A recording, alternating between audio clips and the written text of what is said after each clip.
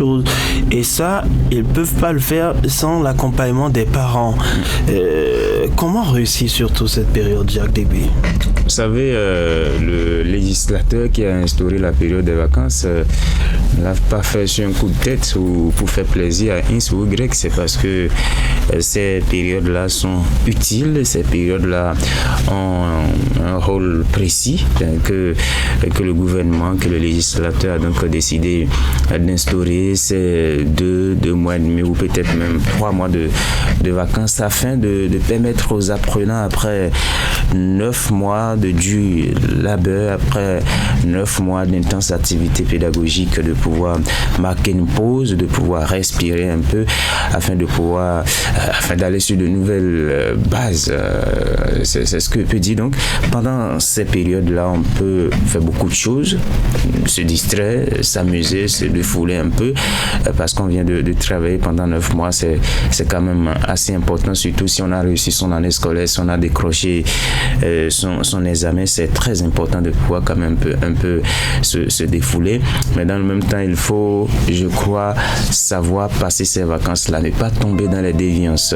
Ce journal qui a titré période de vacances, saison de grossesse, n'a pas totalement tort, parce que le constat révèle qu'à la reprise, globalement, les cas de grossesse sont récurrents. Les statistiques flambent souvent dès le mois d'octobre, novembre déjà dans nos établissements scolaires. C'est dit que les apprenants passent ces vacances-là des déviances sexuelles, à observer des déviances sexuelles, des comportements qui ne sont pas de nature à leur garantir un cursus scolaire assez stable. Donc il faudra à ce niveau-là faire beaucoup attention, ne pas se donner à certaines déviances. Pour les jeunes hommes, ce sont beaucoup plus des comportements de délinquance. On va dans les buvettes, dans les boîtes de nuit, on s'adonne à la consommation d'alcool, de cigarettes, de drogue et autres. Voilà, entre autres comportements qu'il faudra éviter pendant ces périodes de vacances-là. Je crois que le rôle des parents est déterminant. Encore une fois, on va interpeller ces géniteurs-là qui doivent quand même pouvoir accompagner, surveiller et aider ces enfants-là, parce qu'ils sont encore, quoi qu'on dise, des adolescents, des gamins qu'il faut surveiller, qu'il faut contrôler pour qu'ils ne tombent pas dans ces travers-là. Et aussi, il faut que ces apprenants-là prennent conscience. Les parents ne seront pas toujours là pour vous. Il faut profiter de ces vacances-là pour observer des activités saines, aller à la bibliothèque, faire du sport et aussi des activités génératrices de revenus, surtout pour des apprenants, des enfants qui ont des parents d'une classe sociale un peu basse. Donc il faut observer, il faut pratiquer des activités commerciales qui vont vous générer des revenus afin de pouvoir bien démarrer la rentrée scolaire. Si c'est une activité commerciale, si c'est aller au champ pour ceux qui ont des parents paysans, ou bien être dans l'atelier avec votre papa s'il est un artisan, cela va vous permettre de gagner un peu plus d'argent, acheter les fournitures, acheter quelques tenues, avoir la contribution scolaire, ça va aider le papa. Les vacances réussies pour vous, ce serait quoi? Et puis fun? Les vacances réussies pour un apprenant, je crois que c'est, je vais démarrer par la conclusion de Jacques Degby tout à l'heure, c'est des activités saines. Quand vous réalisez des activités saines au cours de ces 2 mois et demi, ou je dirais pratiquement 2 mois de pause, vous reprenez de la plus belle des manières. Quand vous reprenez la rentrée scolaire, les vacances, ce n'est forcément pas ce à quoi ça donne aujourd'hui les jeunes d'aujourd'hui. Et je crois que Jacques l'a dit à rappeler, c'est des voyages, c'est beaucoup d'autres choses dans le rang, en tout cas de plusieurs personnes aujourd'hui, ou même sur place, là où ces écoliers ou ces apprenants sont, c'est des activités malsaines. On ne s'adonne plus à ce qu'on a l'habitude de faire. C'est vrai, quand on parle déjà d'une période de vacances, c'est qu'on est un peu déconnecté de ce qu'on fait habituellement, mais cela ne veut pas pour autant dire qu'on doit verser dans certaines pratiques. Et il a rappelé tout à l'heure, les statistiques l'ont longtemps prouvé. Quand c'est la reprise, vous constatez souvent qu'il y a de ces apprenants-là qui n'arrivent pas à reprendre au même moment que leurs amis, parce que peut-être il a mal négocié ses vacances, il a mal mal passé les vacances, c'est peut-être un cas de grossesse, où il y en a même qui se retrouvent à avoir des démêlés avec la justice. Donc les vacances, c'est au-delà de ce que nous constatons aujourd'hui. Les parents doivent pouvoir suivre leurs enfants. C'est vrai qu'aujourd'hui, les adolescents que nous avons ont un cran, en tout cas une intelligence parfois beaucoup plus élevée que celle de leurs parents. Je dirais une malice, pas une intelligence. Quand ils vous disent tout à l'heure, je vais dans une localité pour aller faire des jobs de vacances, ou je vais faire des jobs de vacances, c'est totalement pour aller faire autre chose.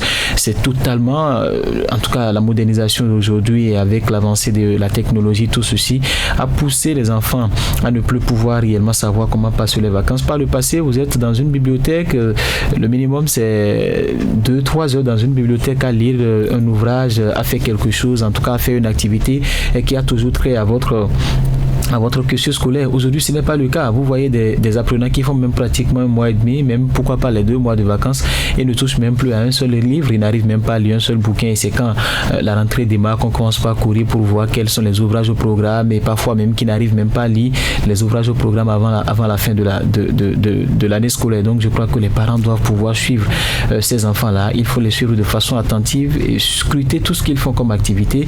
Et même pendant les vacances, je crois qu'il faut avoir également un planning. On ne se réveille pas comme ça un matin pour dire bon, puisque je suis en vacances, ce matin je vais jouer, à midi je mange, ainsi de suite, et puis tout est mélangé. Il faut avoir un planning bien défini, et ça permettra à l'enfant, dès que la rentrée va démarrer, vous verrez que ce serait un enfant donc qui est très organisé, parce qu'il a déjà appris à s'organiser également pendant les vacances. Il ne faut pas laisser les enfants verser dans certaines activités pour qu'après le jour de la rentrée, que l'enfant ne puisse pas réellement reprendre les cours, parce que peut-être si c'est une jeune fille, qu'elle soit enceinte, ou que quand c'est un jeune garçon, qu'il soit peut-être blessé au cours de la période dans un match de football, qu'il est allé se casser le pied, ainsi de suite. C'est des choses quand même qu'on constate. Il faut commencer donc pas à initier vos enfants à ce qu'ils doivent faire compter de l'année prochaine. S'ils passent de la seconde en première, c'est à vous, parents, de commencer par le rappeler qu'il passe en première et qu'il est à 1 pas du baccalauréat, et comme ça, il prendra conscience, et vous verrez que lui-même va verser dans certaines activités. La lecture, aller chercher des anciens cahiers auprès de certains camarades, même si vous ne comprenez pas grand-chose dans ce qui est dit ou dans ce qui est écrit ou fait, vous pouvez quand même lire. Ça vous donne une idée déjà de ce qui vous attend l'année prochaine. Et quand vous êtes face donc aux réalités de la classe que vous allez faire l'année prochaine, il n'y a quand même pas trop de nouveautés, parce que vous avez déjà eu le temps de lire un peu, vous avez eu le temps de prendre connaissance, et ça vous permet donc d'assimiler rapidement ce que votre enseignant vous dit. Mais quand on passe les 2 mois à ne rien faire, les 2 mois à jouer au match de football, les 2 mois à, comme on le dit, entre griffes, à aller chercher de l'argent, vous aurez bel et bien votre argent, mais vous n'aurez pas donc la concentration nécessaire au début de la rentrée scolaire. Et quand vous ratez déjà le début d'une rentrée scolaire, c'est beaucoup de situations, c'est beaucoup de problèmes. Vous avez des difficultés à vous rattraper, parce que ça va très très très vite, surtout juste après le premier semestre. Vous n'avez plus le temps de vous rattraper, surtout pour ceux qui sont en classe d'examen. Donc je crois qu'il faut être très conscient, les parents, il faut accompagner les enfants, il faut parler, il faut discuter avec les enfants, dialoguer avec eux, pour qu'ils ne se disent pas que les vacances c'est forcément un repos éternel, c'est un repos pendant les 2 mois. Ce n'est forcément pas un repos, c'est une période de court repos mélangée donc à certaines activités saines qui puissent vous permettre donc de reprendre donc de la plus belle des manières votre rentrée. Voilà, il y a ce choix de laisser les enfants par-ci découvrir d'autres milieux. C'est le bon choix pour les parents. Parfois c'est difficile aussi. C'est l'idéal. C'est l'idéal, même si ça peut s'avérer parfois dangereux, parce que on ne maîtrise pas le milieu dans lequel on envoie l'enfant, on ne maîtrise pas la famille d'accueil forcément, et surtout quand vous avez un enfant qui a des caprices, qui a des comportements, par exemple s'il vole ou s'il urine au lit, ça va être compliqué de l'envoyer ailleurs. Mais l'idéal serait qu'on puisse envoyer l'enfant aller découvrir d'autres localités, qu'il puisse ouvrir son esprit. S'il est toujours dans un village et qu'il n'a jamais mis pied dans une ville, je crois que c'est pas bon. S'il n'est jamais allé à Cotonou par exemple, c'est pas bon pour lui.